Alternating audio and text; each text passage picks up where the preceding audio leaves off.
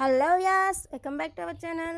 ఈరోజు జరిగే ఇస్మార్ట్ జోడీ సీజన్ 3లో ఎవరు గేమ్ నుంచి అవుట్ అయిపోయారు, ఎవరు నామినేషన్ ఎవరు చేశారో తెలుసుకుందామండి.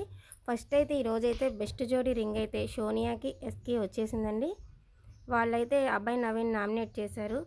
వాళ్ళు తక్కువగా పెర్ఫార్మెన్స్ చేశారు ఈ రోజుని బట్టి చూసుకున్నా అని చెప్పి వాళ్ళనే చేశారు. ఆ తర్వాత వచ్చేసి అభయ్ నవీన్ వచ్చేసి అనిల్ జిల్లాని నామినేట్ చేశాడండి. మేము తక్కువే వాళ్ళు తక్కువే ఇంకెవరిని చేయడానికి అవకాశం లేదు కాబట్టి అలా చేస్తున్నానని చెప్పేసి అన్నాడు.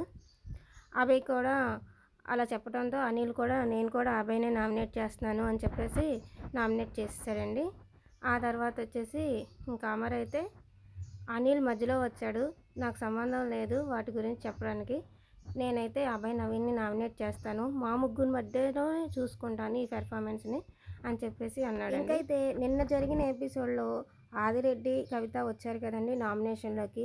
వాళ్ళకి అనిల్ జిల్లాకి అభయ్ నవీన్ వాళ్ళకి టాస్క్ పెట్టారండి, పెన్సిల్ చెక్కటం అనే టాస్క్. అందులో అయితే ఆదిరెడ్డి కవిత ఫస్ట్ గెలిచారండి, తర్వాత వచ్చి అభయ్ నవీన్ కూడా గెలిచారండి. ఇక వచ్చేసి అనిల్ జిల్లా టాస్కుల్లోనూ బాగా ఆడలేదు కాబట్టి ఇక ఈ గేమ్ నుంచే బయటకు వెళ్ళిపోయాడండి.